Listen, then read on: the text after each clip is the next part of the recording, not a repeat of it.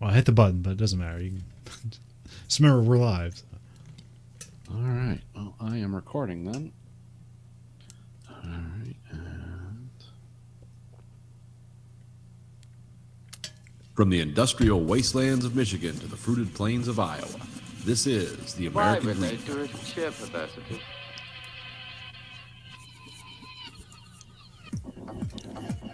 You are the dead. Remain exactly where you are. Make no move until you are ordered. We burn them to ashes and then burn the ashes. That's our official motto. Now we can see you. Clasp your hands behind your heads.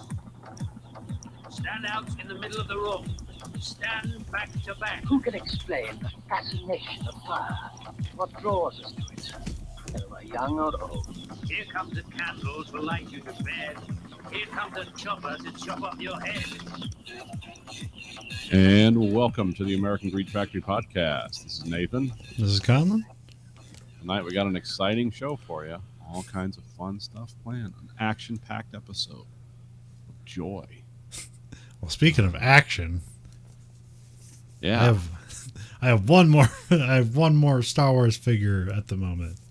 All right. Just one? Yeah, I got a bunch on pre-order, but they haven't come Who's in this yet. guy? So this is Crosshair in his Imperial armor Oh, from okay. from the Bad Batch. So Crosshair is like their sniper guy in the Bad Batch, and then at some point in the show, he is kind of on the other side, working with the Empire. Okay. And then, and so he kind of changes his suit up. So this is just a slightly different suit that's more stormtroopery, just Oh, black. okay. So yeah, I got it from Walmart. Like my now in stock thing finally worked, and I actually went to it and actually bought it. Then the other ones that it says like it's come in, and I click on it. It's like it still says it's $69. It obviously should come in. So Yeah. because there's that's the fun thing about the Walmart website is they're trying to be like Amazon. So there's a bunch of third party sellers on there. It's like, oh, we have it. It's like for $1,000. You have Yeah. it. You know, if money is no object and your soul is up for sale, we've got what you need. By a third party. That's like a horrible thing about the Walmart app too. Is like people come in all the time, like they just Googled something, and it looks like it says like from the front screen that Walmart has it, but like it doesn't. Yeah. They just want you to come in, I guess, or they're just incompetent about it. But. Yeah, it's a mixture of frustration and deviance. Because I always had to like tell people, it's like, no, here's how you use the app. You can set your store that you're in, and it'll work from the actual inventory that it thinks we have. We still might not have it, but it might think we have it. We got high hopes. Well, see, I had some new toys come in this week. Yeah. Yeah, I have this as a brad nail driver. What you do is you put the nail in there, it's magnetically held, and then this is spring loaded, and you just pop it into the piece of wood. Huh. In this case, it's the hull of a ship that I got for my birthday. It's here now. The giant, HMS Bounty. And then I got my Japanese string cleating tools to do the masts and rigging, because this is, don't know if you can see, this kind of has cleats in it. Okay. So I can take this piece of string here, and if I tie a knot in it, I can pull, position it right. This is really made to work more down than in, but so basically when I'm running rigging, this has this cleat in it that I can hold onto this string now and get it taut Oh, okay. and run it through something, and then I can flip it over and like say I ran it through a dead eye or something where I just wanted to cut the string off. Well, I could twist it with this, like this, and then just kind of cut the string off and put a dab of glue on it and pull it out. Huh. So, and this is another version of the same. This is more hooks and pulleys to pull the ropes through. And then I got what they call Japanese big eye needles. You see that? That's a needle there. Yeah. And then it's going to be hard to do in this light, but I think I can do it. Basically, you know what the eye of a needle is? Yeah. Well, these are big eyes, so they're basically split in half. See how big that is now? And so then Can I you can put a, can you have like a, do you have like a note card you can put behind it? It might show up better.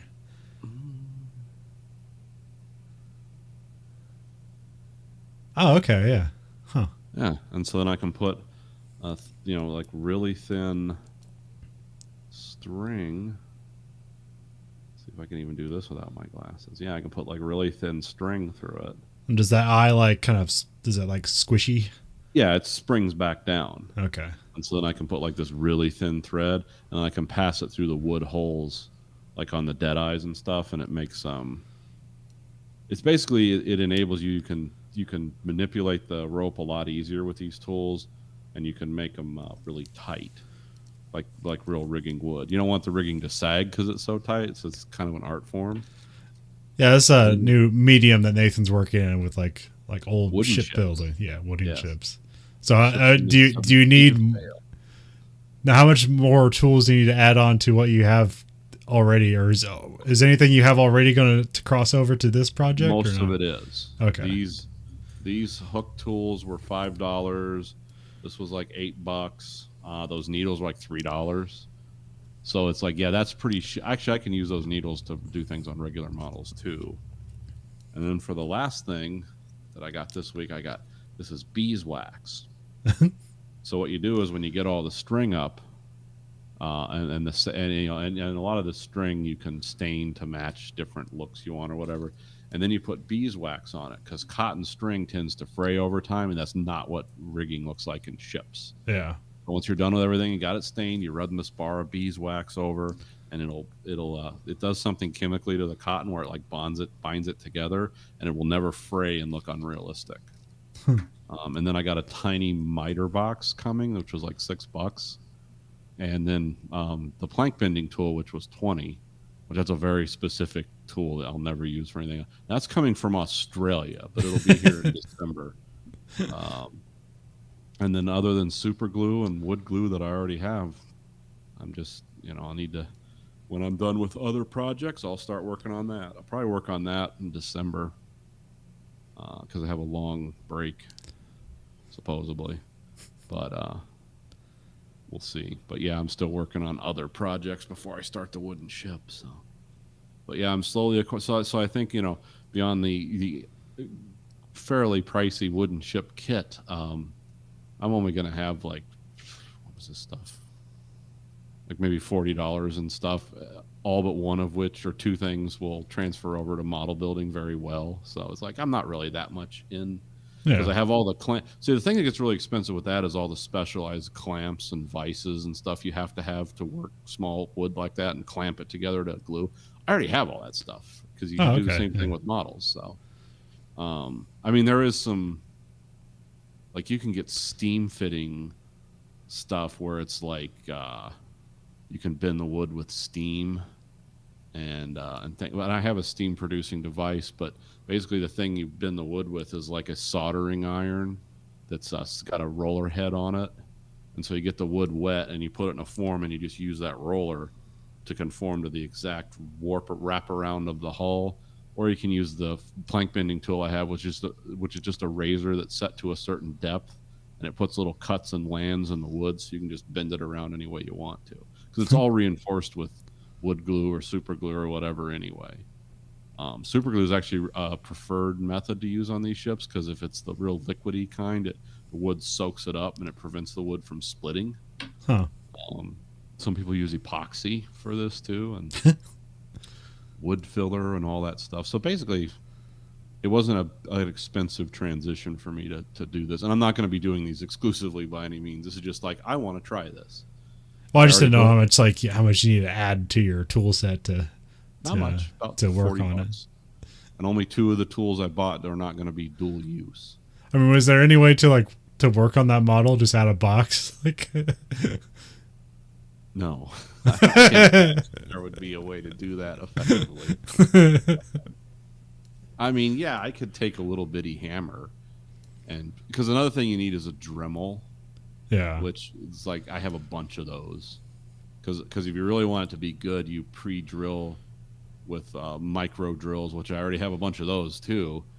the holes where you nail in the wood, because it'll really, if you put a dab of glue on it, it'll really set well. And it's like, yeah, if you're just getting into this, it's like, oh, you're going to buy $300 worth of tools. But if you're like, already been modeling for years like I have, it's like, yeah, there's a few special tools, but I don't know anyone who could do this exclusively unless they had a lot of money. Because I mean, those kits are like, they start at $200, and that's the low end stuff, and you can get up to $1,000 and more.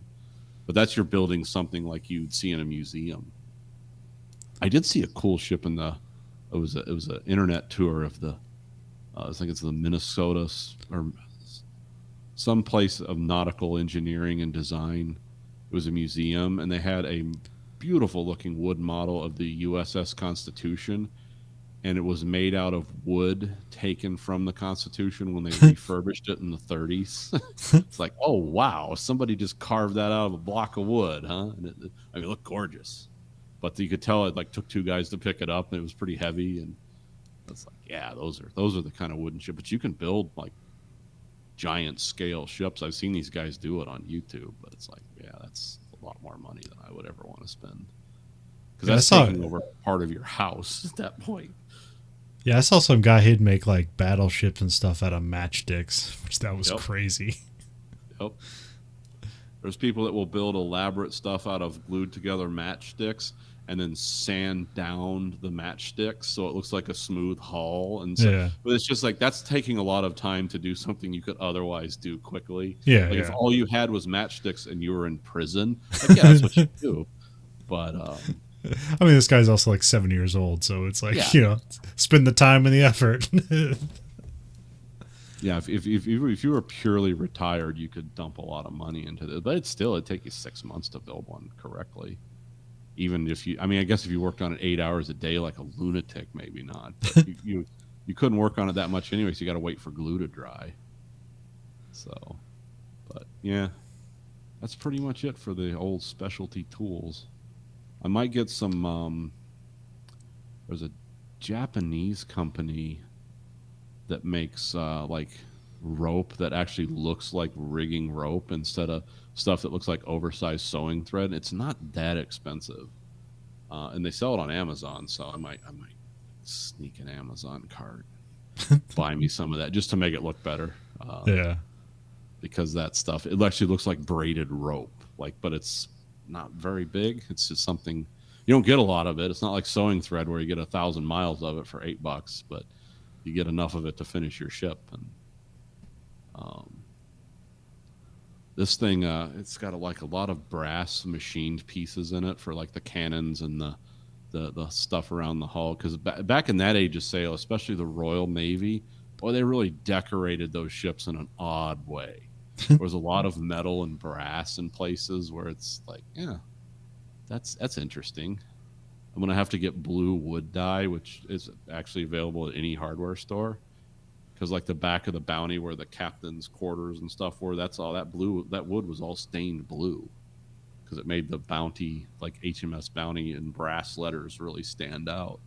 Or at least that's the illustrations of it. No one has a picture of it because they weren't taking pictures of those. Or I don't think they had photography back then. But yeah, so it's kind of cool. There was a dark episode I would show you on the box, but when I got the box, it was it had been like, you could tell it had been inspected at some port of entry, either into the country or out of another country. And I saw this weird sticker on it. It said made in, and then the sticker was sideways. It said China. And I'm like, what's underneath that? So I went and got my little hot knife, and I started heating it up real quick and taking it off and heating it up real quick. And I broke the glue down. I peeled it back, and so it didn't pull it off. It said Hong Kong. It's like, oh, the fucking Chinese covered up Hong Kong. The sticker that said China before they sent that out. Because, that's like, oh, that's dark. That's because this kit was made in 2019. So that's when, that's when it said it was manufactured. And it's like, oh, those Chinese, they just went through and inspected all these and erased all references to Hong Kong on this box. It's like, that's interesting. So when I display the box on Facebook, it's going to say Hong Kong on it. But yeah. So that's my toy haul. My really expensive old guy hobby toy haul this week. I'm going to have fun putting 5,000 little brass nails in with this. Click. Ah, it has a nice sound to it, though. Yeah, it's a very straightforward tool. It's made by Great Neck. It was made in Canada, even. Weird. Ooh. And the Japanese needles were made in Japan, of course, because they're called Japanese needles or big eye needles. Oh, okay. Yeah, they call them big eye needles, but the beateries, it's all called Japanese needles because they invented that for some kind of craft. You know, the Japanese have like insane craftsmanship stuff they do over there. Yeah. Like, you know, we're going to make a building out of string or something. You know, they always come up with something like that. And it's like, we got tools for that. You ever made like a hell out of people? They make really good engineers, but they make a lot of them. So no one gets paid a lot of money for engineering. But everyone has a job in Japan. It's kind of their social contract. So you can get some amazing tools out of Japan. It's like, why didn't we think of it? Well, because we don't put 500 guys on engineering this. That's why. Have you ever seen those like tensile, well, not models, but like tables and stuff like that? The things that move?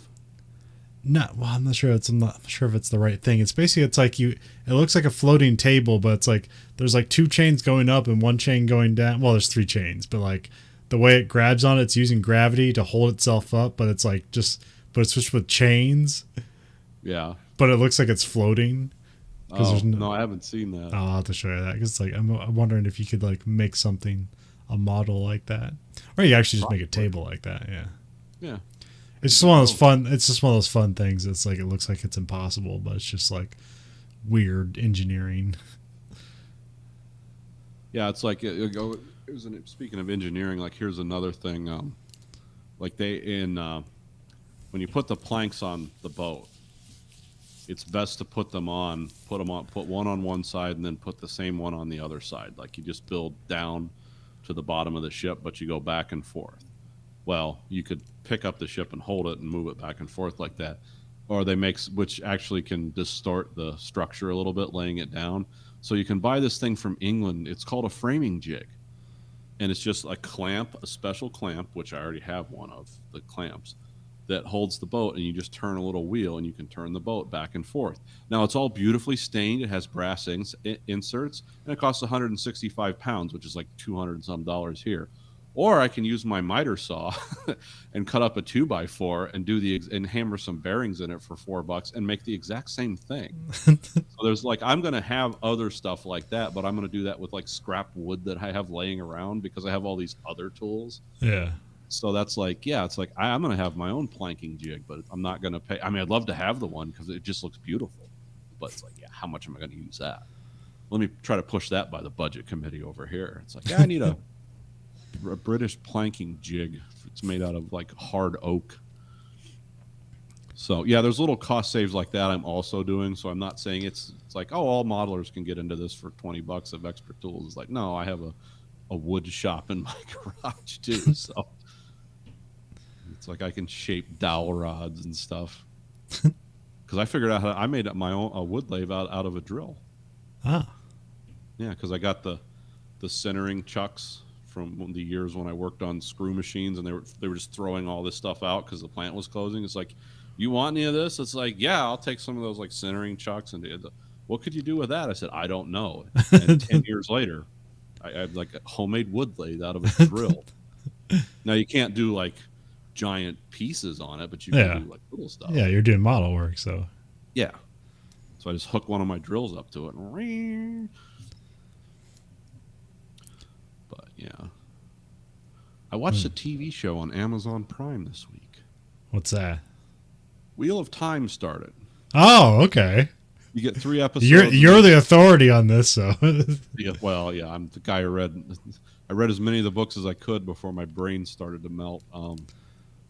Not because they were bad, but because I was just getting impatient. It was like, does this story ever end? This is truly the Wheel of Time. It goes on forever in a wheel that spins.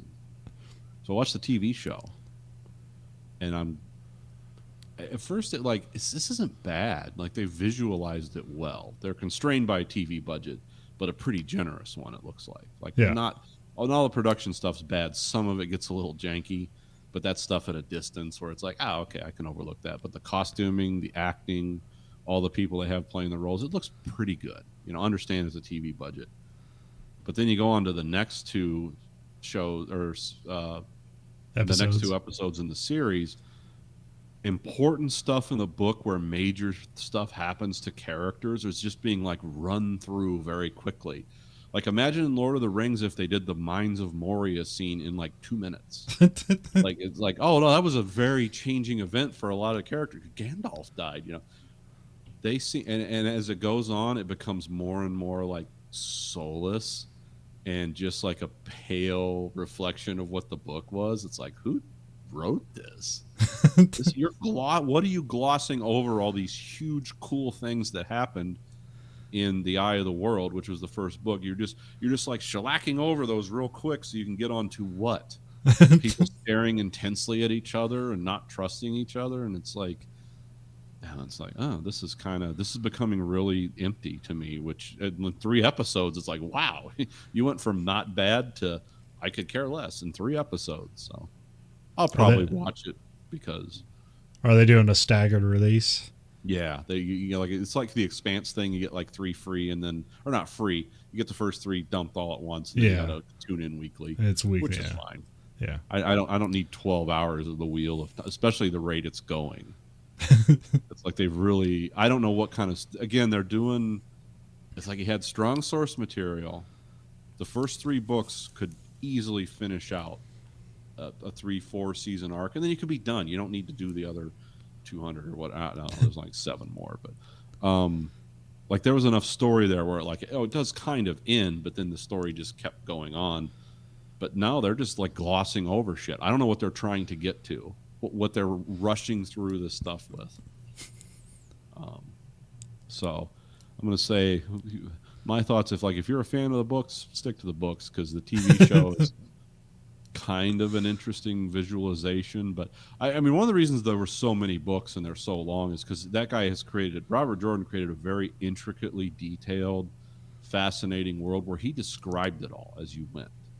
So if you like detail and you like kind of a complex magic system and a lot of good checks and balances between good and evil, it's great. Those are great books. But they seem to almost be like rushing through things and introducing characters like Paddon Fane, which turned out to be one of the worst of the Dark Friends. But he was like a traveler. His cover was he was a traveling merchant. Well, he had like 2 minutes on screen.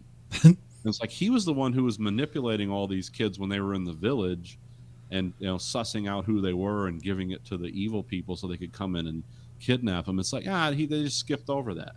But then they had this protracted battle scene in the village where the Trollocs like kill almost everyone in the village. That didn't happen like that in the book. It was basically like these people, these evil creatures showed up at night to try to kidnap these specific children. They killed some people, and a lot of people saw them. And then everyone like, oh, what's going on? And then the children flee with the wizard or wizardess and her guardian in the night, and they go to different towns because the evil things are trying to be subtle. They're not out in the open. And this, they're just wide out in the open, and they just butcher the village, literally Game of Thrones style butcher people in the village, like rip them apart, eat them. It's like, this did not happen this way, because the evil was slowly revealed in the books. Yeah.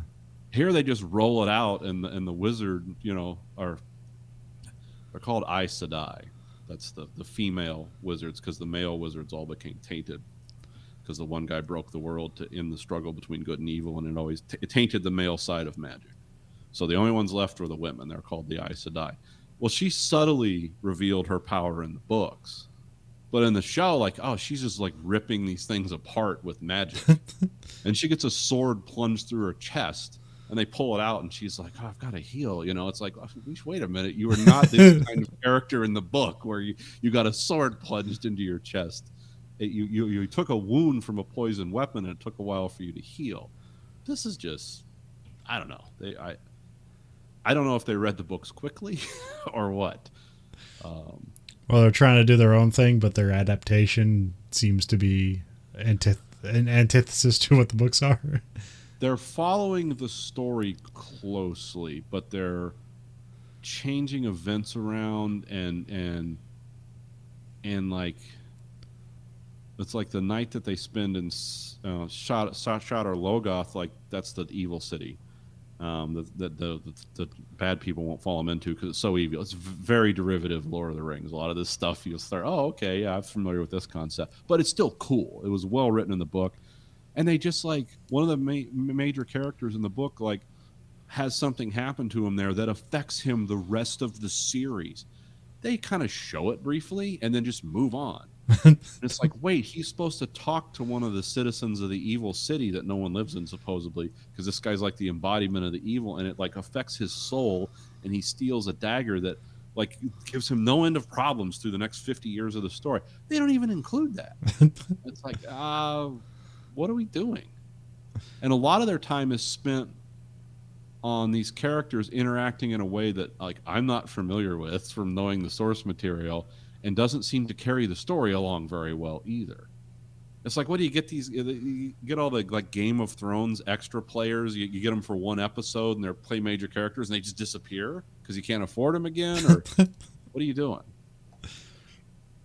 And then the one evil like dark friend that they encounter, that the Glee man has to kill, like she has a way bigger part and a lot more character and plot development than was going on in the book for no reason. It's not like she took the place of Padden Fane as like, no, I represent the dark. I'm the humans that, you know, they're called dark friends that serve evil. It's like, yeah, she was like the barmaid that like whispered to somebody, it's like, go get the Fade, they're here. And that was it. But in the TV series, she has this mate, she's fighting with swords and running around, and it's like, and they have Tom, you know, the Glee man killer, which I don't think that happened because he was a guy who could kill people, but he didn't normally do that if he could avoid it, because he said that bodies draw attention, lads, we must go. It's like, and they have good actors, but it's too much like character development, like in a direction I don't understand what they're doing, because it's like, oh, you got a meaty story there, you could tell a cool story. It doesn't even need to be expensive with all the CG shit they can do now and stuff, and matte paintings and how good they can make that look. Like, you can still cover these scenes. It's not budgetary reasons they're doing it. It's like weird storytelling. So I'm gonna give a thumbs down so far. Time. I mean, we'll see as the episodes develop. But like I said, that started off strong and got progressively worse. That's not usually like, oh, it'll get really good before the end. It's like, no, I don't think so. And I don't know why they're making these choices. Like, it's not budgetary. It doesn't seem to. It makes the story more stilted than it need to be. You already had this fucking source material. Like, yeah. What are you doing? But then again, that could just be me. I don't know. Maybe. Yeah, it sounds like a problem with writing and editing. But yeah. We have an F1 update. Oh, again. okay. Yeah, F1 update. Did you watch the Brazilian Grand Prix? I did not get to watch the Brazilian race. I was. Man, it was a hell of a race. Yeah, we had two boring races in a row, and then the Brazil Grand Prix just comes out of nowhere. Yeah, so the one I couldn't watch is like, that's the one. Thanks God. Probably the best race of the year, maybe. So this was a sprint race weekend. So you had qualifying, and Lewis Hamilton qualified first, and then the rear wing was deemed to be out of specs or illegal, and so he was disqualified from qualifications. Time for F1 rule time. Apparently they said that the rear wing is only supposed to have, I believe it said 85 maybe it's millimeters. It can be open for 85 millimeters when it opens up. That's as wide as the gap can be. Mm-hmm. And apparently it was like 0.2 millimeters, like too big. But just in one spot, not the whole length of the wing. So apparently something was just loose. But regardless, it was deemed to be illegal, so he was disqualified qualifying. They had to put a different wing on it. And so they went to the sprint race, and he had to start from the back.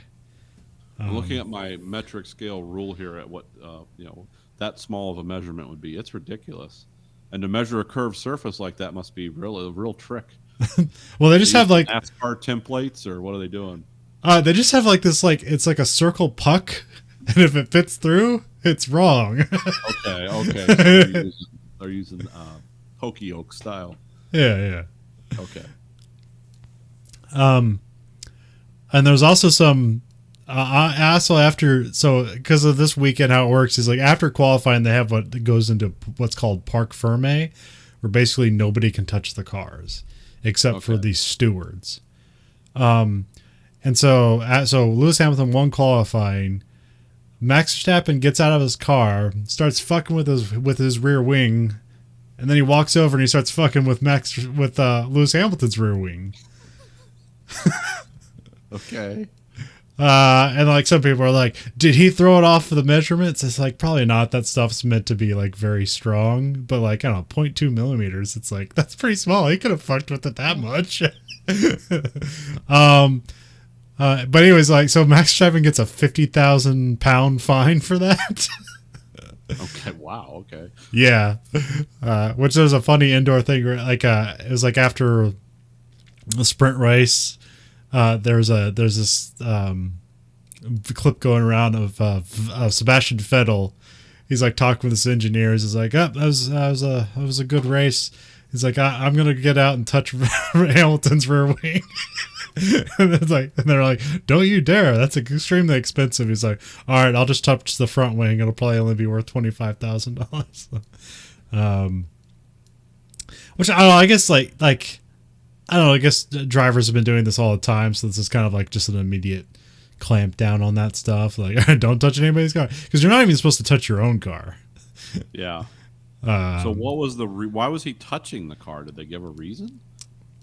I'm guessing Red Bull is suspicious of their rear wing, and they probably told Max about that, and Max is like, I'm here, I'm just going to fucking touch the thing and see what's up with it. I'm going to investigate it. Yeah. And so yeah, that cost him 50,000 pounds, which is nothing to him because I believe he makes $20 million a year. Yeah, but also, it'll be fine. Yeah, but also he I'm comes. not gonna have to start a GoFundMe or anything. Yeah. So Hamilton has to start from the back. He doesn't have to start from the pit lane, which I assume that's what was going to happen because they had to change his wing, but I guess they got some written permission to change the wing from the illegal one to a new one.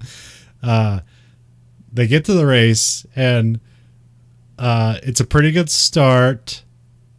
Bottas gets out ahead, and he's on the soft tires. Verstappen's on medium tires, and this is a sprint race, so it's only like 24 laps, so it's pretty short. Bottas ends up winning it. I think Verstappen comes in second, and then Sainz comes in third. And then Lewis Hamilton came from 20th to 5th place in 24 laps. And it was great, man. He was like passing one person. He was passing somebody like each lap. Every trick in the book, huh? Yeah, because like, well, also like, because the thing like, so one thing that makes the car like, so the DRS makes the cars like extra fast because it opens the back wing during straights if you're close enough, and it gives you like about 5 to 10 mile hour boost to your car because it's just less drag. But these also there's a turbo on the car that you charge by braking it you charge it by braking what's called KERS and ERS, the electronic recovery system and the kinetic recovery system, or no, the MGU-H and the MGU-K, that's what it is. So one of it recovers energy by your brakes, and the other is just like heat generated by the car. It recovers energy that way. And then that will power this battery unit that then powers the turbo, which then also gives you like another 5 to 10 mile hour boost. And you just like press it and it deploys the turbo, which you can use that at any time. Yeah. So like sometimes when people like really get like a really good pass on somebody, they're using both of those things. Like they're like sometimes they'll attempt to pass somebody, but then they seem to hang back for like 5 or 6 laps. It's because they're charging their turbo. Oh, okay. But here, like, he wasn't charging his turbo. He was just driving the fuck out of his car. Manhandling that car. And he was like kind of passing people on the same exact spot, except when he gets to Lando Norris. He makes this dive on the inside, and it looked like Norris like kind of maybe backed off a bit and let him do it. But I was like, it was an amazing pass. And like even Alonso at one point, because Alonso was ahead of him. He passed Alonso at some point. I think Alonso finished in like 10th, and he's like, where did Hamilton finish? He's like 5th, and he's like, Jesus Christ.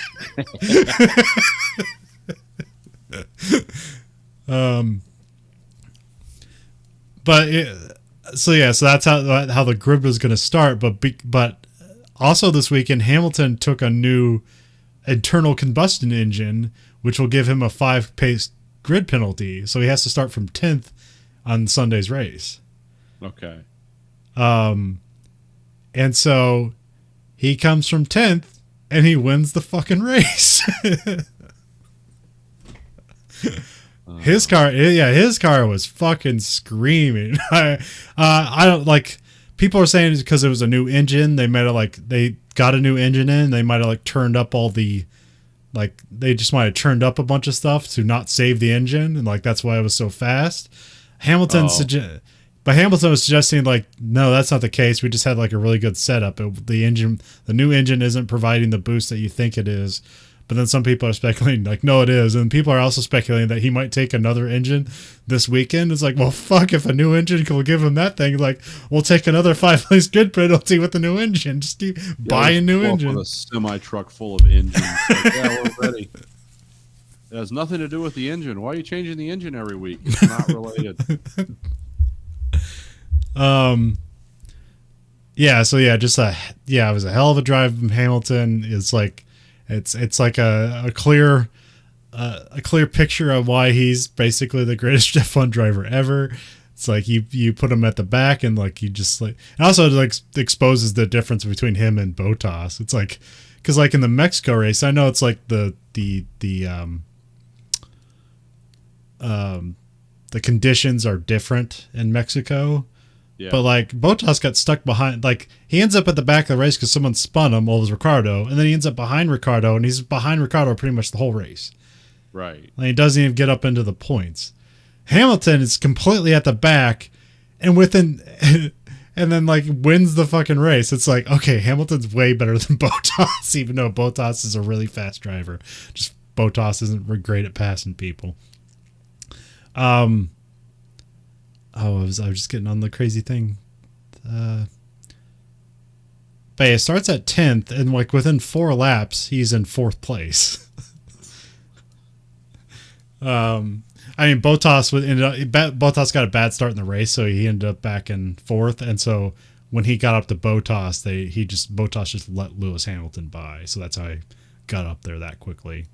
Yeah.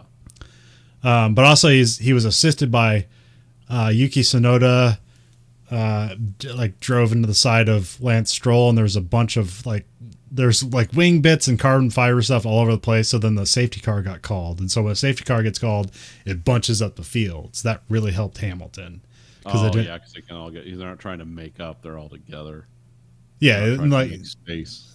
Yeah, they can't just run away from each other. And then later, there's several other instances later on. They had that virtual safety car, which means you have to keep your delta between the person front and behind you, and you have to slow down by 40%, and you have to keep this delta.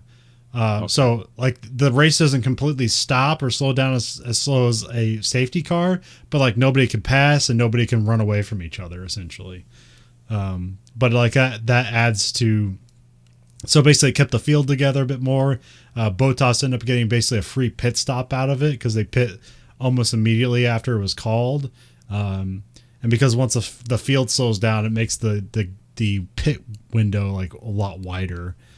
So Bottas ended up getting out in front of Sainz. Oh yeah, and Hamilton had a great fight with Sainz where he was working on, or not Sainz, Perez. He was fighting with Perez, got past him, and then Perez just deployed his turbo, his DRS, and everything he had, and he just immediately went and passed Hamilton just almost on the next turn. So that was fun. But then like Perez had nothing for when Hamilton came back at him again. It's like, oh, my turbo's gone and I have no DRS. I don't have my Mario Kart silly speed anymore.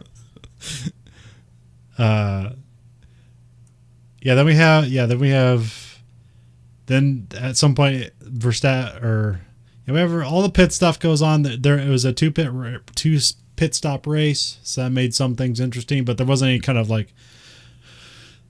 major like fuck ups in the pits. Like it seemed everyone had a pretty good pit, at least the ones at the front did.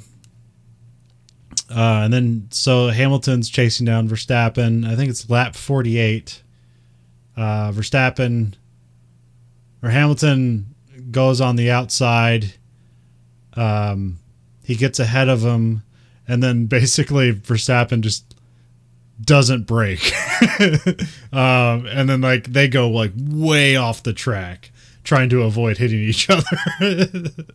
Then they come back on the track, and then like magically there's no inboard picture of like Verstappen driving the car. There's just this rearward picture of it, because like the F1 app, you can watch an individual driver a whole race if you want to, but you can't. But the camera angles do occasionally change, and so the live feed didn't have the indoor cockpit one, but they did come up with it later on, and it was like, it didn't seem anything too malicious by Max Verstappen, but it didn't seem like he was trying to make that corner that well. So, but eventually, because there's Verstappen pitted first, and then Hamilton kind of stayed out on his tires, so his tires were like 3 laps fresher than Verstappen's. Usually, once you make kind of a pass like that, that's kind of it for the race. Like it's like, well, you can't do it again unless you destroy your tires. But Hamilton did come back at him, and then did get past him and just kind of ran away from him. And ended up being like finished the race 10 seconds ahead of Verstappen, which seems like a lot. I mean, he came from 10th place, so that's why it's like everyone's like really like suspicious of like how good Hamilton was here. It's like, well, how much was a car? Like, look how much faster he is than everybody else in the field. I was like, well, he's got the same car as Bottas. Bottas ain't going anywhere. Yeah. Actually, Bottas did almost catch up to Verstappen towards the end there, but I don't know if that was Verstappen kind of like easing off on the tires or not, because they were probably shredded defending against Hamilton the whole time. So he wins the Brazilian Grand Prix. Verstappen second, Bottas comes in third, Perez comes in fourth, and then I think it's the 2 Ferraris. Then I think it's Gasly, the 2 Alpines, and then Lando Norris comes in 10th, because he got a wheel puncture right at the start of the race, and he's pretty much out of it. So it was a good comeback by him, but they're pretty much out of it. So Ferrari takes a commanding lead in the 3rd place in the championship, because Ferrari were 4th and 5th, and one McLaren had to retire, and the other McLaren got 1 point. So what was a really close race. Ever since the Monza, McLarens have really fell off. But that's also Ferrari's got their new engine after that race, so that's why Ferrari's been doing way better. But this also happened last year, where like McLaren usually has like a really good first half of the season, and then just kind of like disappear in the second half. I don't know what that's about, but that seems. But for as long as I've been really paying attention to it, that kind of just seems what happens. Alpine and AlphaTauri are tied. They both have 112 points. So that's a really close race, and there's only 3 races left, presumably. I mean, I saw some update pictures of the Saudi Arabia track, and it's like, well, it's starting to look like they're putting things together. I mean, it's like, okay, that looks like a pit lane, and that kind of looks like a track, and you got all this fencing up, but it's like, we'll see. You said it was looking pretty rough. Oh yeah. But, and then the last F1 seat has been filled, so Antonio Giovinazzi is out at Alfa Romeo, Alfa Romeo, and Guan Yu Zhou is in. So you got a Chinese driver in F1. Okay. which I think currently he's number 2 in the F2 championship. But and of course he's going to bring a lot of money. But he's no slouch. He's a good driver. I've seen a couple of races of his where he had like come from behind or did some crazy stints with tires where it's like he just drove them till they basically fell off and won the race. So Yeah. So he's no slouch, but that's going to be weird for Alfa Romeo because a lot of it was pretty steady this year on the driver changes, but like their lineup is completely different. Like nobody from this year is staying over. It's going to be Bottas and Guan Yu Zhou. It's going to be a veteran and a rookie, and a new car and new cars. So, yeah, next year should be crazy and fun. Championships. The drivers' championships down to 14 points. So Okay. So it's still pretty close. And then the constructors at of Mercedes is still up by 10 points there.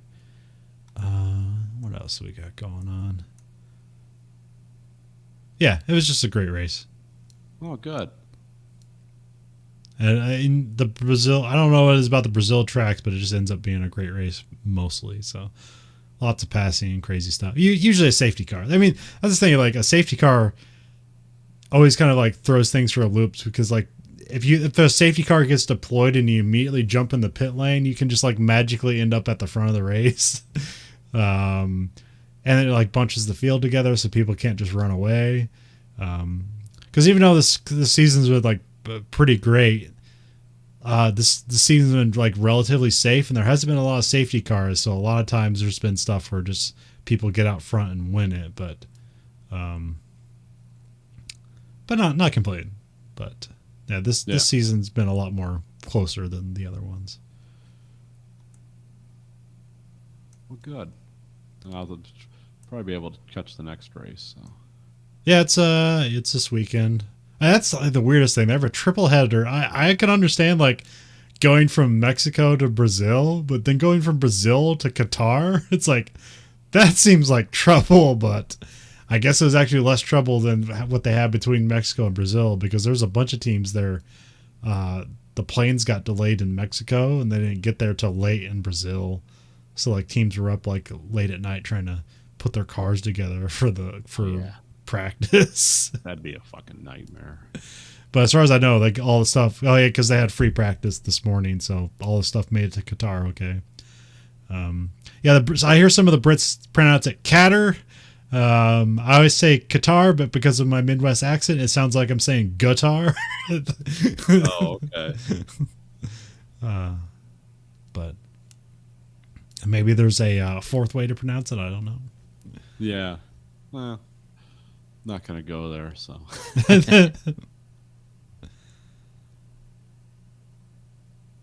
Let's see. Got a little bit of news here, or things that I found interesting today. Let's see. CVS is closing almost 1,000 stores. Yeah. And Dollar General is looking. They're just trading out. Which I don't know if I've never seen an actual Dollar General store. I've seen them. I guess there's new ones now.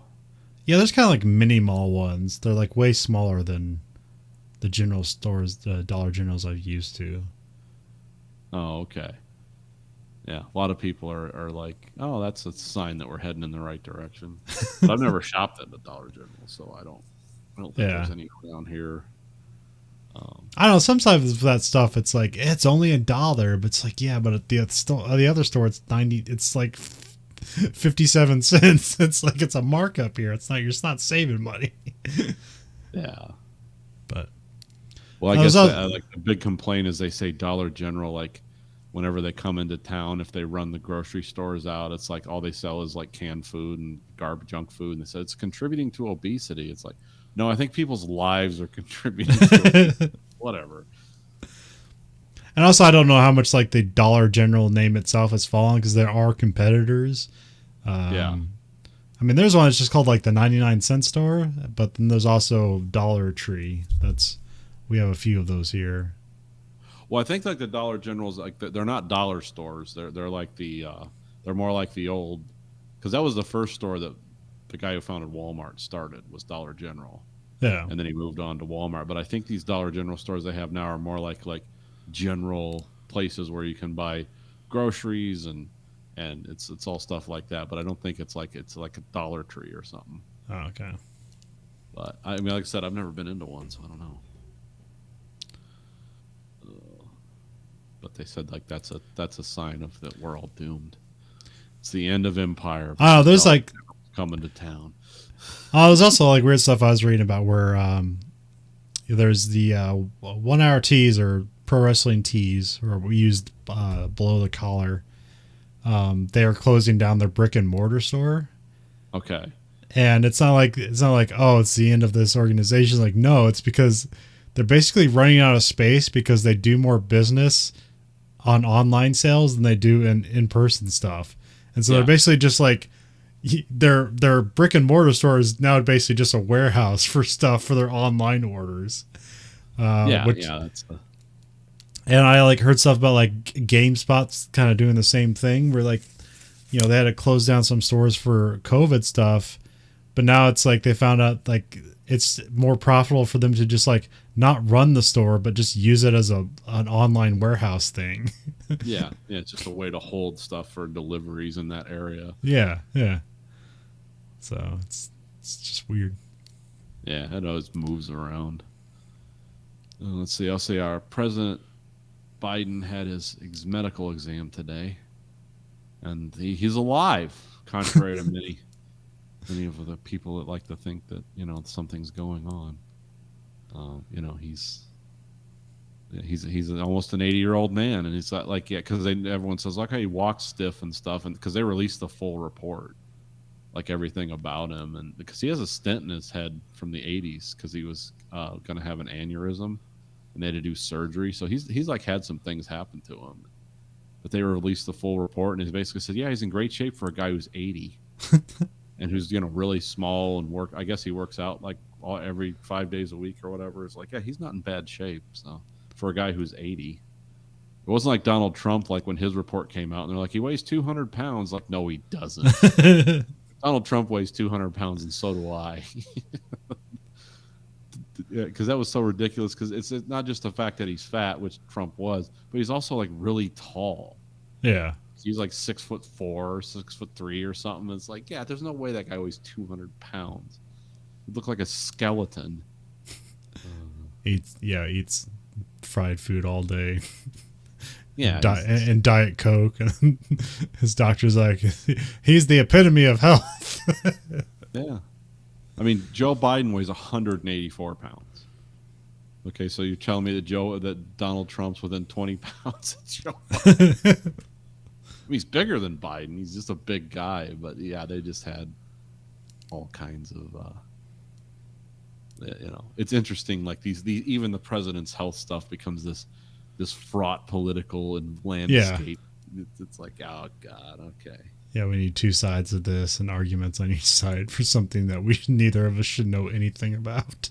Yeah, it's like he does, because they had to say like he doesn't have dementia, he doesn't have Parkinson's, like all the things they listed. And also Kamala Harris was president for an hour and a half today. Yeah, because Biden had a colonoscopy. So it's the first time in history that's happened in America.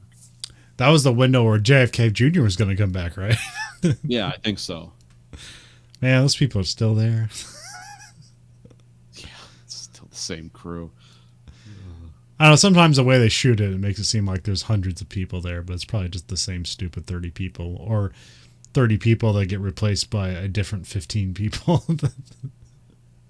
Yeah, I don't know how it works. It's hard to organize madness, but they make it work somehow. Well, there's a lot of people running around with nothing to do. There's a lot of people who have a lot of time on their hands anymore, and they're just like, yeah, let's just invent stuff.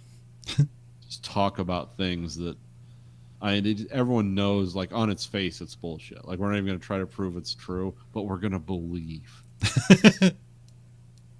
Man, that was also like came up on Reddit. They had like just a sad comedy set from Jim Brewer. Oh yeah. Have you seen that yet? No, I haven't seen that No, one. it's awful. Was it about his dad dying and stuff, or? No, it's basically just anti-vaxxer stuff. But Oh, is it Jim Brewer's just fully on that train now? yeah. Oh, okay. I mean, I knew But- kind of. but, like- heard stuff about that. But his whole argument is like, is he makes faces and like stupid sounds, like farty sounds about like it's the facts and science, and he's like, I'm tired of hearing people talking about this. It's like, great. So he's so- gonna say Fauci's name and then make a flatulent sound, and it's like, yeah, that completely, you know. Yeah, that This is- validates that argument. Yeah, I don't know who's. And it's not like I was really into Jim Brewer anyways, and now it's just like, oh, he's just completely pandering to an audience that he can get money from, and apparently they're in cahoots in their beliefs, so it must work out for him. So, whatever. Oh yeah, like I said, I've been. That's why I gave up on. Because you used to hear, it's like, again, back to the Joe Rogan show. What I liked the most about that was the comedians talking about their lives, their experiences. Like, you really got to know and like a lot of comedians from that show because they were just doing a 3-hour discussion. And like, I got into a lot of more comedy, a wider range of it because of that show. And now I feel like it's just been turned into something terrible, and not because anything went wrong on the show. Like, nothing really changed there, except now we're just divided up in these weird fucking camps, and everyone wants to make these salacious, unprovable claims on both sides. Everyone's doing it.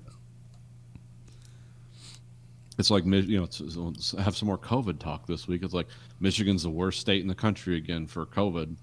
And as soon as they said that, I went to the John Hopkins map and I was like, let me guess where this is happening. No. And as soon as the map came up, I was like, yep, this is exactly where I thought it was happening. It's like just so predictable. It's like, yeah, this is where it's happening. Well, I also The ghettos and the hillbilly areas. It's where it's all happening. It's not like happening in downtown Ann Arbor. Now around here we got the flu real bad, like real bad, bad. Like students missing whole weeks of school bad. We're going to get our shots Monday, so. oh, they've released it to public now. No, the flu shot. Oh, flu shot. Okay. Yeah, the COVID thing. I don't know when that's. Here's it's so. I know it's been approved for adults. Yeah. For everybody, but I don't know if that's like now you can get it. But I probably wouldn't have had the COVID vaccine by now if it wasn't for the Dearborn Fire Department. Just like, hey, we got a bunch of shots. Show up. The way this state did it was so fucked up and ass backwards. It's like, yeah, there's a reason a lot of people aren't vaccinated here, because you go online and it's like, nah, not available. But you call the place, it's like, well, can you be here in 15 minutes? It's like, what? Well, they just need to call everyone every day. So yeah, the way they've done that around here is fucking stupid. They make it hard, even if you want it. It's like, yeah, or then they don't get they can't get you the second shot in time, so you have to go to this different place. It's like, what? Go to a school gymnasium in the middle of a cornfield. That's where your second shot is. Like, why is it here? it's a designated emergency zone. Yeah. I went down a YouTube rabbit hole of chiropractic. Well, it's not really that, but it's essentially that. Yeah. It's a bit more complicated. This guy's name, and he has like hundreds of millions of views, so it's just something I missed on YouTube. But the guy's name is Bo Hightower, and it's like Bo, not like B-O, but it's like the French, like B-E-A-U, Bo or whatever. Yeah. And he's a doctor, but like he does like adjustments on people, like all that stuff it's wildly fascinating. It's a bit like they give you enough information that you can get dangerous with it. It's like, oh, I'm a doctor now, I know how this stuff works. Not absolutely not, but like I know some of this stuff. It's also dangerous, Yeah. but It's just a whole DIY medical thing that exists all over this country. yeah. It's like, you too can practice medicine on anyone. It's like, this does not sound like a good idea. I mean, this is more. I mean, this is more entertaining. It's more done like here's an adjustment, and it's with famous people, and we're doing an interview while they're like going through immense pain. So it's just kind of a strange interview process, and also like they know what they're doing because they also have like tons of just incredibly beautiful women with huge boobs and asses, and like the camera's pointed right at it the entire time. And they're wearing, what do you call that? The like the really tight fitting. Yoga pants. Yeah, yoga pants. Yeah. Yeah, so they know. Oh, so yeah, why is she qualified to be here? Oh, she can suck a golf ball through her nose. I see. Okay. And the guy's not like he's not really like touching any sensitive areas or anything like that, except for their ass. He has to really get in their ass, but it's not really played off as creepy but it can seem that way. Because he's sweating and he's working their ass like you were making mashed potatoes with your bare hands. Well, actually, the nice way he does is he actually like when he's doing that stuff, he's like looking away. But he says he doesn't need to look at it anyway because he's just feeling for it. It's a strange thing where the one that's actually kind of fascinating too is like he does a chiropractic adjustment on a orthopedic surgeon. So like they're basically just doing medical talk the whole time until the surgeon guy like brings up Jordan Peterson for some random reason. It's like, I don't need that. And so it's like, so it kind of lends legitimacy to it. But like there's this weird thing we were talking about where it's like, it's kind of this weird thing where like where like the skin and muscle and bone and joints, like they're all kind of separate things, but like where they all join together, like sometimes when you tear something there, your body will repair it, but it'll like repair it with a combination of all that stuff. Oh, it's extra guts. So it's why they get in there and like they kind of like break it up, and like somehow it's like I think it's something with like ligaments that like don't have like blood flow to it, but if you break it up then you can get blood flow to the area. I'm not a doctor, I'm just vaguely talking about some stuff they were mentioning. It's like, oh, okay, that makes sense, I know what that's about. Yeah. What's the other fun stuff? Oh yeah, he has like, he's talking about like, sometimes he talks about the history of like chiropractic and like how they do chiropractic on horses, which is basically, it's a thing that looks like it looks like a chisel, literally looks like a chisel, but it's just like kind of rubble in on it. And they have like dead blow hammers and sledgehammers and they put it on people and hit it. And it looks like they're just chiseling people. And it's like, but yeah. And it's because like his excuse for it is like, okay, they did chiropractic on horses like this, but like the athletes we have coming in, they're fucking huge. So of course this is going to correspond to a huge athlete. Yeah. And then there's the and then they're talking about like how like different tears and stuff happen where it's like because I heard stuff before about like with guys steroid users and how they have a lot of like bicep tears and pec tears. Mm-hmm. And that's like a common sign for people who are using anabolic steroids, and they're talking about it's like, oh, it's because their muscles are so overdeveloped that their muscles are stronger than their ligaments. Yeah. And so that their ligaments like literally tear away from the muscle. Yeah, you have the musculature of like a great ape, but you're a human. Like, you have gorilla muscles, but your subframe is not. It's like putting a jet engine in a Volkswagen. Like it's not designed to support that. It looks cool, and everyone thinks it's neat. It's like, wow, that's weird. But then when the engine blows up after 2 years, it's like, well, yeah, we knew that was going to happen. And then also twisted. Yeah. And then also the crazy thing is when he does like neck stuff where it's almost literally looks like neck snaps from like Steven Seagal movies, and it even like makes the large cracking sound. Like, did he just kill that woman? It's like, no, she's fine. She just feels better than ever. Actually, the ones that made me cringe is like he just like takes like the toes and he just kind of feels on it a bit and then and it cracks. It's like, you're not fucking doing that to me. My toes are barely holding together on my feet. That's gonna break my toes. Yeah, someone's gonna get a spin kick if I get that happening. So yeah, they're kind of fun because I saw it recently because there's a wrestler from AEW, Kenny Omega, and he was on there getting an adjustment, and he's had like a bunch of crazy stuff. He's just been wrestling with a ton of injuries, and so he's like in shoulder stuff, and he's talking about like how he's had vertigo since 2018. He's learned how to wrestle with the room spinning. It's like, oh, that's a nightmare. Yeah, and that one episode about like where it's him and the orthopedic surgeon, and like they work on like UFC fighters and stuff, and they think wrestlers are fucking crazy. Yeah. Like it's like, oh yeah, like these UFC fighters, like, oh, you just train for one fight and then like you have one injury and then like, you know, you work on it and then like 6 months later like you have a fight again. Like wrestlers, it's like just wrap it up, take drugs, do it over again. Like they're fucking crazy and they're not getting the money they should for the amount of horrible things they're doing to their bodies and just keep moving on. Yeah, I haven't heard of a lot of UFC like triple features with the same fighter on the same weekend. That'd be called Dead Man Walking. And even though like, you know, you can coordinate wrestling so that you don't get injured, like it still doesn't matter. Just physics is going to pull, you know, a 250-pound body jumping from 10 feet in the air and landing on another body. Like that's there's no way to safely do that. Yeah, something's going to give. Something's going to give. So apparently he lost the title this weekend to Hangman Adam Page. So now he's going to get like a bunch of kind of like small surgeries to fix a bunch of shit. Okay. So never been to a chiropractor. I've been to, I mean, it's essentially, I mean, it's the same thing, but like it's called active release therapy.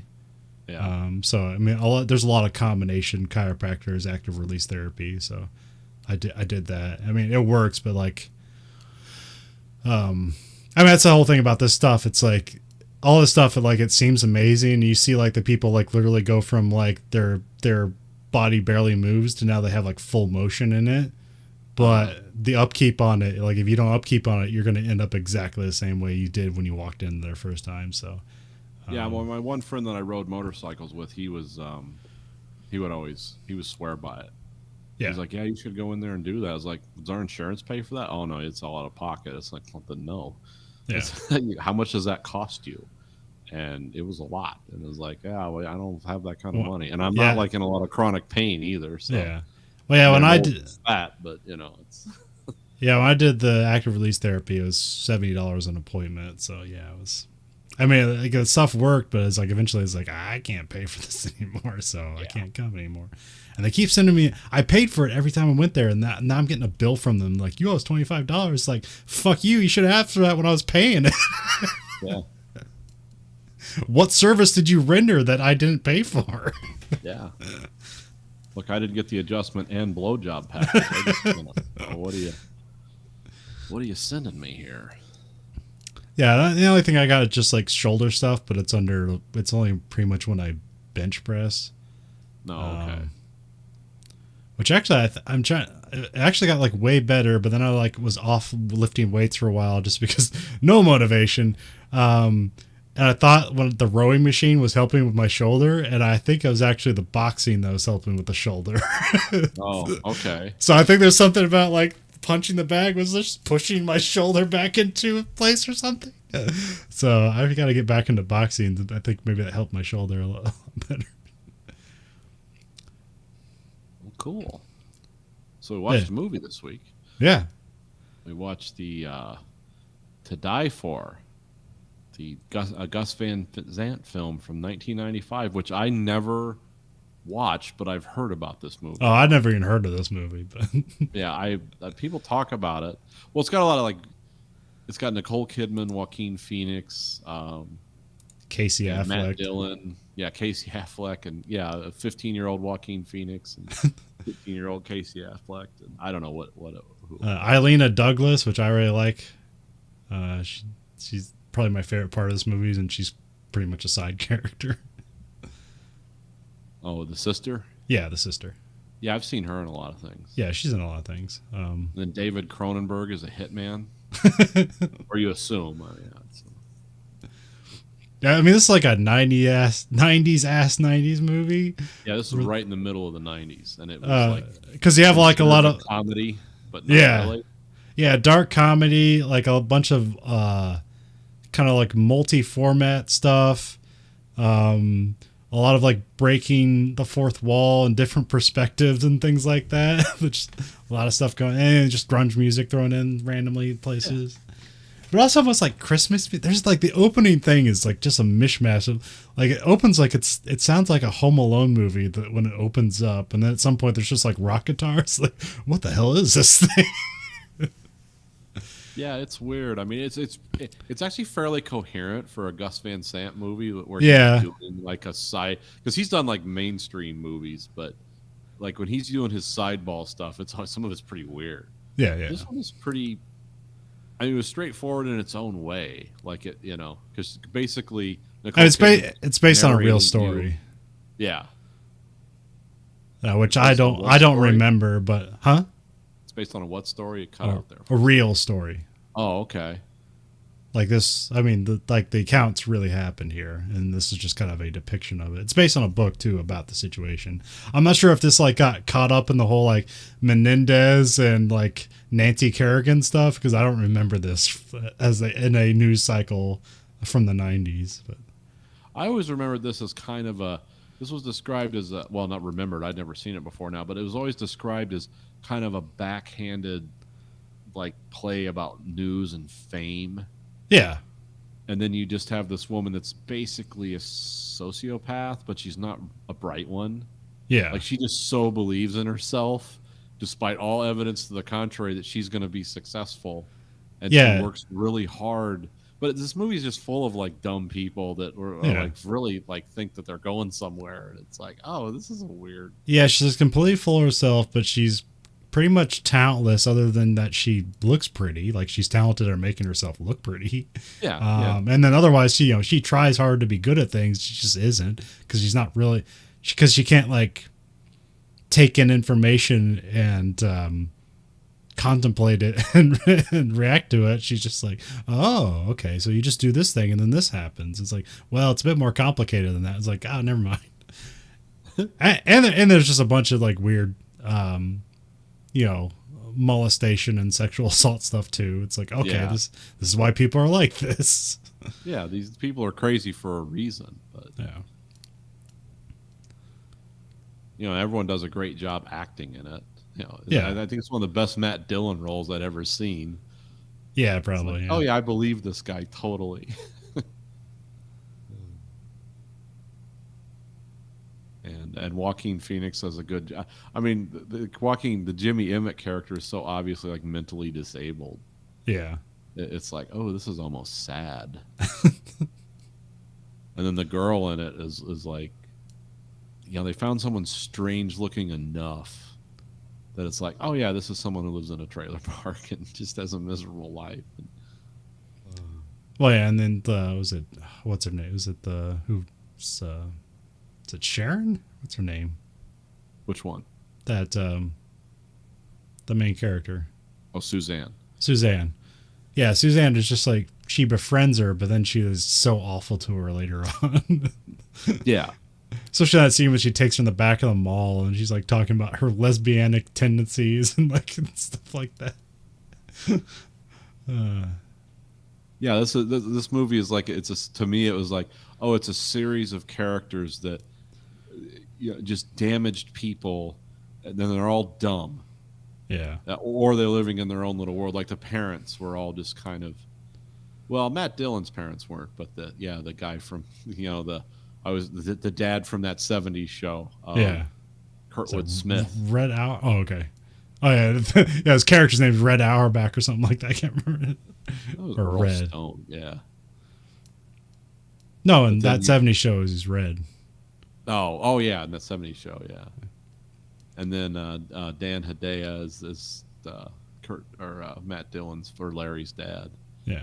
It's like the Italian family's all hooked into it, and I like how there's all this underlying stuff in there. It's like, yeah, they're Italians; they can just call people on the phone and get you killed. His Yeah, dad's in the mafia. Like everyone says it, and you're like, oh, these are just Yeah, that was people being nasty, and then it turns out, oh no, he could do that. I mean, that was always like a weird fear from the 90s, is just like mob stuff. It was an irrational fear from the 90s. Yeah, that's yeah, they were always boogeymen then. And well, there was a lot of the reason that was is that's basically when the mafia was destroyed in America Yeah. was because that the FBI just shut them down. It's just like you couldn't function like you could in the 80s or the 70s or whatever. It's just the RICO laws and the law enforcement stuff is just too good. It's too tuned into this now. You can't. And also, a lot of guys in the mob, let's be honest, weren't very smart. So they were kind of like using a playbook that their dad did. And it's like, yeah, they've got computers now. That shit's not going to work. It was also very 90s in this way where that's like kind of a sex thriller as well. Yeah. Or at least there's plots being happen with sex at the center. Yeah, Yeah, 'cause sex is always exciting. Yeah, because she seduces a minor that she's Yeah. like working on. She's working on a documentary essentially about Kids. yeah, but not really. It's just Yeah. whatever. It's a documentary about whatever she's fascinated with at the time and has a camera pointed at. Yeah. And then she's just like a fraud weather girl for this like local cable channel.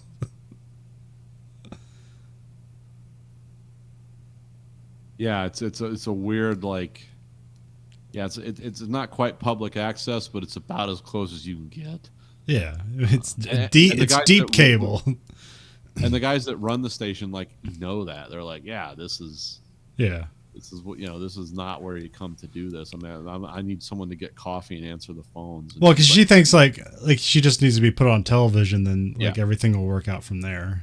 yeah, Because is it the one girl that gives the teenage girl that gives a speech about like it's her. She has this weird kind of like weird speech at the end where it's like everybody would be better if they were on television, but if everybody was on television, who'd be there to watch, and it's kind of weirdly prophetic, but just in a different way now.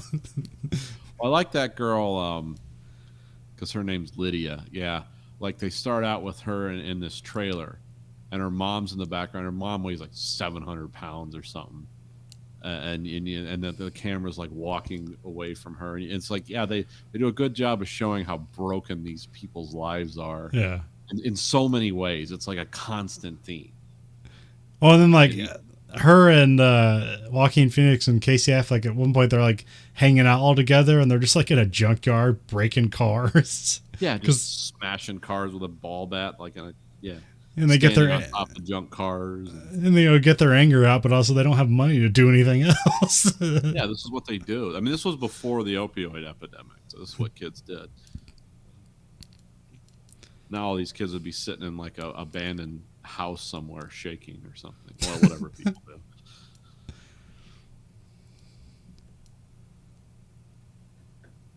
But this movie is also like just a and a lot of movies are doing this time as a kind of a reflection of what the news media does to the world and stuff like that. Yeah.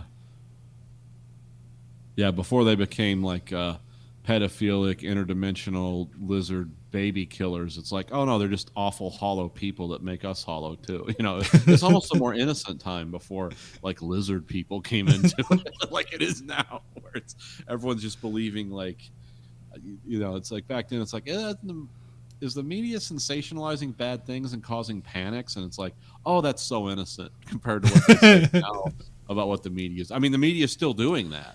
Yeah. But now they're all like part of some demonic cult, and we gotta rise up against them and watch Fox News or whatever people want. No, you can't watch Fox News. It's Newsmax, an American One network. Newsmax. Yeah, I forgot about Newsmax. Yeah, so we've gone backwards from To Die For in terms of Yeah. who knows? Maybe in 100 years we'll find out. Oh yeah, they were interdimensional drinking babies, but I somehow doubt it. Don't think that's gonna happen. Well, it's the only thing that makes sense, Nathan. Yeah, it's once you eliminate everything else, it's like the Occam's razor of insanity. It's like, wait, didn't you skip a few steps before interdimensional lizard pedophile baby eaters? It's like, aren't there a few other things? Like, maybe these people like all went to the same Ivy League schools and they're kind of detached from the rest of us. No, dead babies. It's like, well, I get it. That sells advertising, but it's not real. Occam's know? Occam's sledgehammer. Whatever creates the most damage must be the most likely solution. Sledgehammer. Yeah, that's great. So yeah, this was almost innocent movie Yeah. about awful people and living in an awful. Where did they live, by the way? Did I miss that? Are they like in Jersey or something? I can't remember. I thought it seemed like to have an East Coast vibe, but I wasn't sure. Yeah, well, I mean, they're always talking about going to California, so that's the only reason I know they're not in California. Yeah, well, that's Yeah. always that's the funny thing about this movie. Like that's been around for. It was around 50 years before this movie, and it's been around since. Is like that's always the magic place where dumb people think they're going to go and immediately be successful. Yeah. That's why California is full of weirdos, because it's a lot of angry people. It's like, why am I not a movie star? It's like, Well, and between the fires and the pandemic, I think people are realizing, like, I guess it's not. I guess it's over. The dream's over. yeah. Well, now you can you can buy like $5,000 worth of equipment and make a movie that would look like a quality production from the 90s or something. It Yeah. doesn't take a studio to support it. I mean, fucking Steven Soderbergh made a horror movie with an iPhone, so. Yeah. I mean, he's also a director of photography, so that kind of helps a lot if you know how light works and camera apertures and stuff. Yeah, I mean, yeah, it's not anyone can do what he did with an iPhone, but Yeah. I mean, the Blair Witch Project kind of started a lot of that too. Yeah. Where it's like simple camera work and not a lot of production, but there is production. Well, also the whole conceit of the found footage thing means you can edit around your mistakes. Like, Yeah. oh, this footage is missing. On to the next scene. I guess Meg Ryan was also considered for the lead in this movie. Yeah, I heard that Nicole Kidman she only got $2 million, but they were offering Meg Ryan $5 million to play the role. But Now there is a trailer for this movie that's kind of misleading if you guys want to look it up, because they're playing that song "Dirty Laundry" by that guy from the Eagles, like Don Henley, and it's like, oh, this is like a takedown of the media, because it basically intersperses that song with her talking to the camera and then kind of pictures of the characters in the background. Like you think it's going to be something different than what it is. It's a weird Danny Elfman soundtrack too. I didn't know he did the soundtrack for this until I was watching the credits. I was like, oh, okay. there's also like a lot of weird country music. Yeah. We got like Sweet Home Alabama and what's the end one? It's like Witch something. What is it? The Witching Hour? Season of the Witch. Season of the Witch, that's it. Yeah. Yeah. I'm not sure if that's a country song, but kind of is, right? Kind of a folk country song. Yeah. I know this was shot in Toronto, so I know it does have East Coast vibes because it is near there, but Yeah. like I said, I don't know where it's supposed to be. I just assume New Jersey. Yeah, it's just basically small town America. Like that's generic, but I guess small town America is just full of demons and idiots and Yeah. Yeah, even your everyday people can be awful. yeah. Well, it's like her parents were just totally like out to lunch, and I never it wasn't really explored whether that was like, oh, that's just their defense mechanism because they always knew their daughter was some kind of bad person, or if they just like, yeah, everything's fine, I'm not dealing with it. Yeah, Oh. it's not my problem. She's an adult. She's always been an adult. Yeah. And then you had the Italian family. They were a little more like, why are you marrying this girl? And what do you see in her? And I think she's bad. But he couldn't get enough of her. But she just became something else, or he was something else that she was interested in until she wasn't, you know. There's a lot of things like that with her. Like she's just going to use people in her life and move on. Oh, she was only married to him for like a year before. Yeah, before guy got murdered him. Yeah.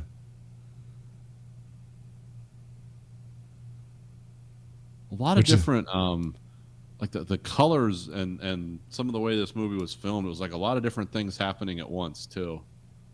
Yeah. Because sometimes it has like that blue black look to it, and then sometimes it has that really like muted color. Especially a lot of her interviews. And I understand that's shot separately, but it's like there seem to be a lot of different things going on in this movie at once. Yeah, a lot of multi-medium stuff. I mean, there's some stuff where it's like they're filming a camera on like a VHS, and then like they cut to like a TV looking at the VHS, and then cut to like them filming. It's like just going through a lot of walls here.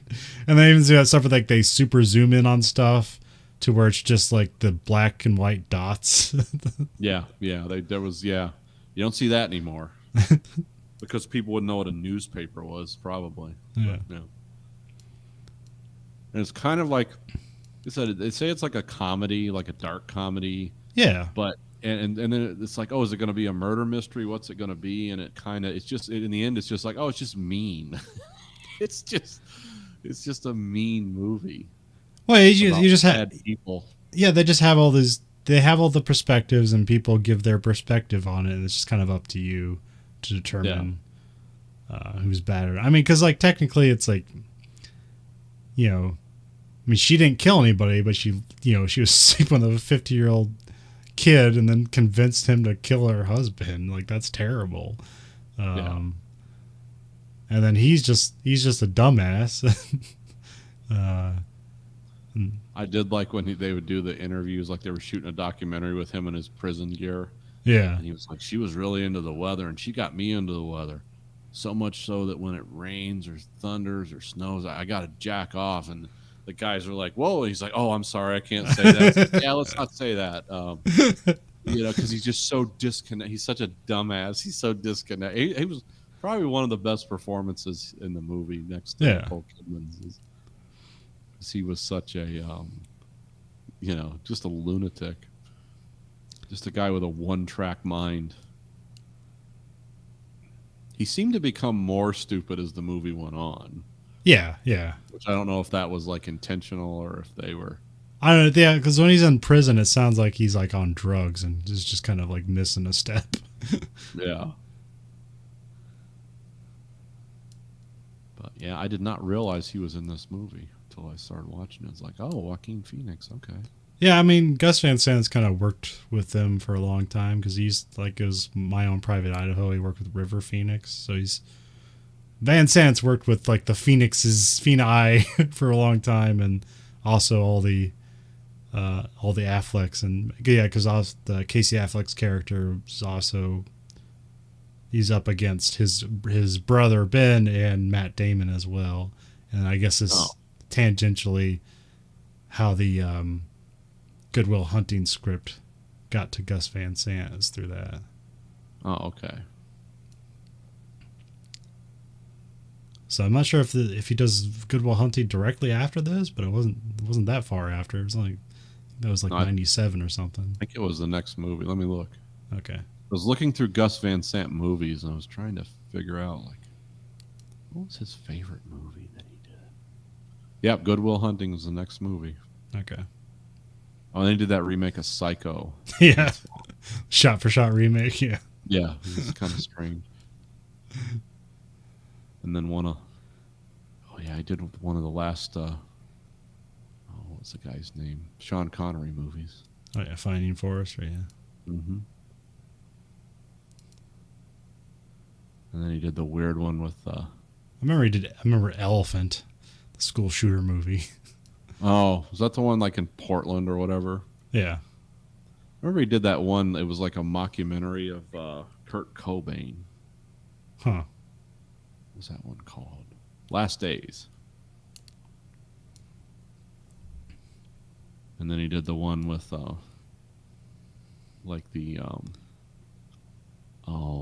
with Sean Penn about the councilman out in California, Milk. Oh yeah. And then I don't remember much he's done after that. Yeah, I don't know what he's done lately.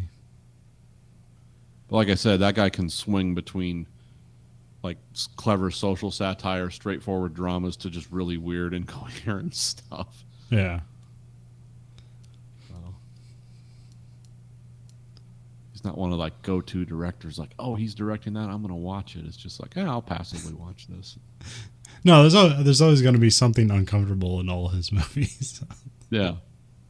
Because he likes to do stuff with interesting subject matter, so. Yeah. Or make it interesting.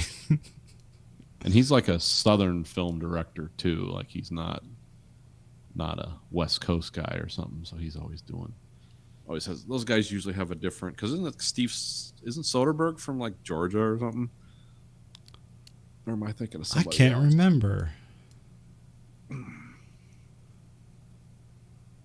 But yeah. Anyway, To Die For, check it out. It's on Criterion. It's on Criterion, and It was on the. They had a nonfiction like selection like last month, so that's where that came from. yeah, it's a good. It's an interesting movie. It's kind of like It's weird. I never heard of it, so if it comes out of nowhere, it's interesting. Yeah. Well, it's kind of a movie of a time and place. Like you know, it's a dated movie now watching it, but it was kind of cool to watch it still. And Nicole Kidman does an excellent job. Yeah, between her and Joaquin Phoenix, I don't know who did the best job in the movie. Probably Nicole Kidman, because she had to do a lot more acting. Well, I like Eileen Douglas, but that's just because her character is probably the most likable character in the movie. Yeah, And it ends with her like playing Season of the Witch and her skating. It's like I have no idea what this means. yeah, it was just kind of a weird ending to a strange movie. I wonder how they got like what's the guy's name to play the hitman? Oh, David Cronenberg? Yeah, was he just like around that day? Yeah, Like, because hey. they're shooting in Toronto. He's around. Oh, okay, yeah, that's right. That was funny. I was like, oh, I like to see him then. Speaking of Nicole Kidman, what's she done recently? Those commercials for AMC. Oh, is that her thing though? Yeah. Every podcast I've listened to has made fun of her for that commercial because she's like looking in awe as they like have Wonder Woman on the screen. And she's like doing the voiceover and say, "Come back to the magic of the movies." I think you may or may not be covered with pathogens, but come back. And I think she does a fine job. I think she just ends up because people want to make fun of the commercial, and then she just she is in the way of the target, and so yeah, unnecessarily giving her flack for it. Oh, okay. Yeah, because I remember she like was married to Tom Cruise for a while, and then that got weird.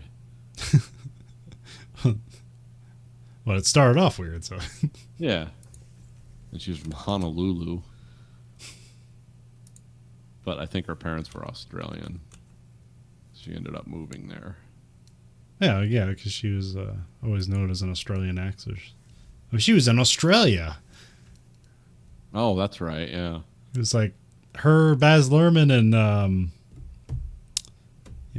Wolverine. Oh, yeah. She also did Bewitched. Oh yeah, that's a good way to lose a lot of money. Oh yeah, she's in the Aquaman movies. Oh, is she? Yeah, she's like the mom, I think. I thought of her as a mom. How old is she? She's got to be. Oh in my like God, 50s. she's 54. Oh, Yeah. Wow. I always think of her as like really young for some reason. Yeah. I don't know. Like we watched that one Dead Calm movie, and where she's like in her 20s in that movie, and she looks like she's 14. Yeah. So oh yeah. she's- That's she's right. I had- remember that. She's had kind of a lot of different looks. Oh yeah, she's in that Bombshell movie. Yeah. I cannot think of a movie she's done recently. So I know doesn't she do like, how many Baz Luhrmann movies did she do? I just know Australia. I'm not sure. Like, was she in like Chicago? Did he do that? I can't remember. I don't know. I'm trying to find. She was in Days of Thunder. That was in 1990.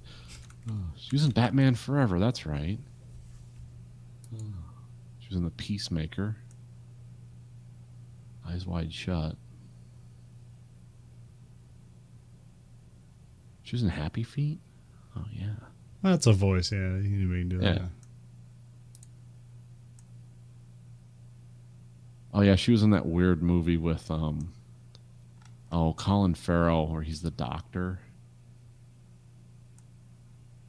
Was that not the lobster? It's the No, the killing of a sacred deer. Like Yeah, the surgery gets botched and basically his family gets slowly murdered. yeah, It's kind of a dark, weird yeah, movie. yeah. Yeah, Colin Farrell's been doing a lot of those. That's all he does. Yeah.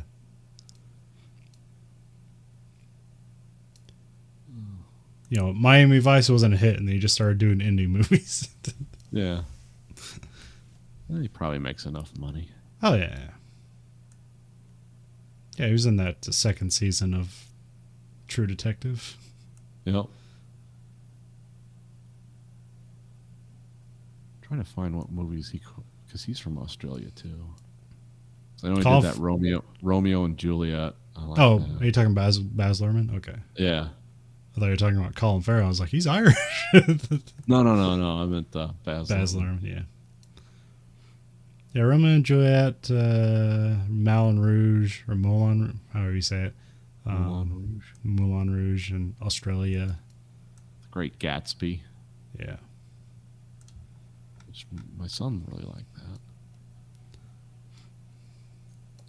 I don't know. Anyway, that's all I have for this week. All right. So this week for the American Greed Factory podcast, this is Nathan. This is Colin. Goodbye, America.